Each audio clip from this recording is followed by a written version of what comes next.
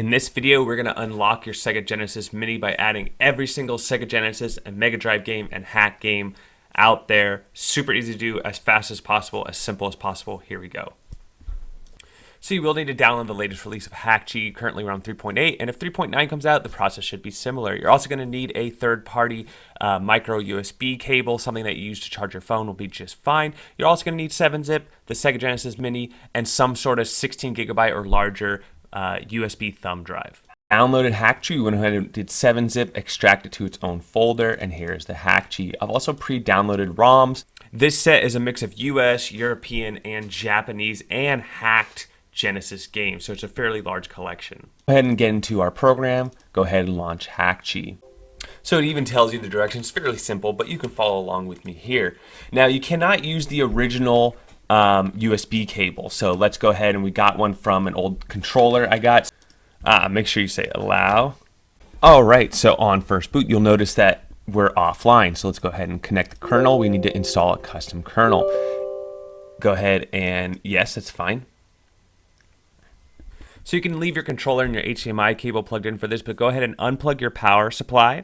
Go ahead and turn it in the on position with it unplugged, and then make sure you have that aftermarket USB cable. Plug that in while holding the reset button on the console. All right. And now it's updating the kernel. There's a green light in that lower left-hand corner now. Let's go ahead and view, and let's go ahead and hide those original games because we're going to be adding all new games. We're going to add every single game. So go to add more games, and all I did was find my directory. Your games can be zipped and compressed. It's all good. And then I did Control A. I selected games and then press open, and it takes a while for these games to process. So we can go ahead and scroll through, make sure all our artwork is here. So here you go. For example, this advanced Buster Hawk game.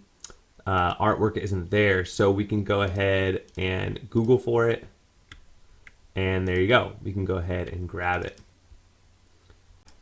The other thing we want to do is go ahead and go into structure. Let's go to custom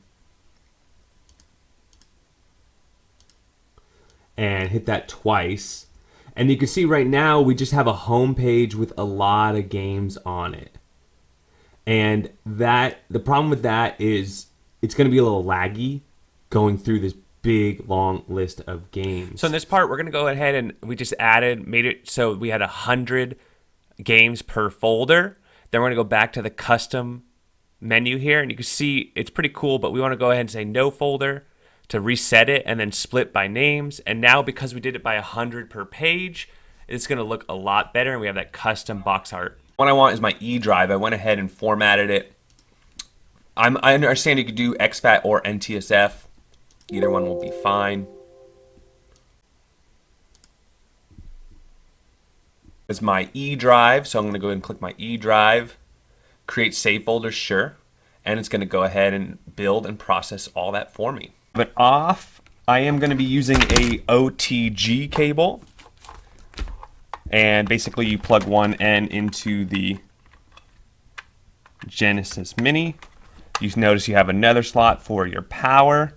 This is going to my power adapter. And now I've got an extra slot here for a USB device.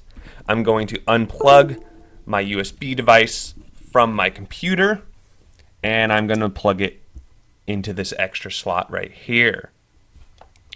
Now it's on the back of the system. The front of the system looks the same, but I've got those new games on the back. And then now we could just boot this right up. Hackhi sign to start. This is good.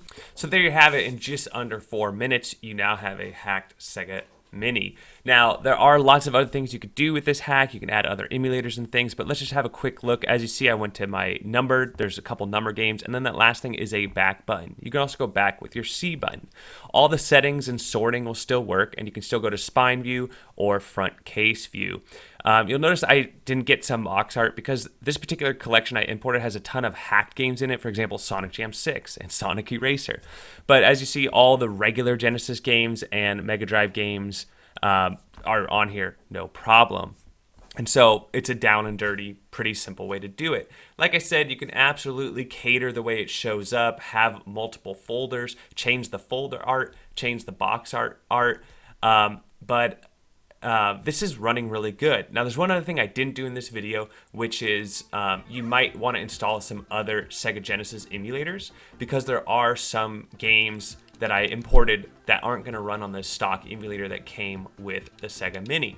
I'll do another video on that, but 95% of the games on here are going to play just fine, so you shouldn't have any issue. As you see, it's emulating just fine.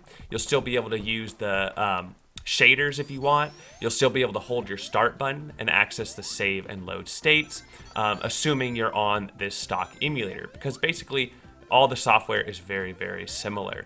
The reason we use a USB drive is because the original console only has like under 120 megabytes of extra space or so, and you're not going to be able to add the whole collection to it. So that's why adding this USB thumb drive is a down and dirty, way easier method of doing it. But as you see, I've now added over like 700 games to my Sega Genesis Mini, and I did it in real time. It took about 15 minutes, but pretty simple to do. And I'll do another video where I go a little more advanced. And don't forget, you can absolutely change out these stock controllers. I've had really good success with the 8-bit DOE M30 2.4 gigahertz, and you can also use that Hyperkin controller. Links in the description to all these things I've talked about, and if you have any questions, leave a comment below. I hope you enjoyed the video. Don't forget to like and subscribe, and we'll catch you on the next one.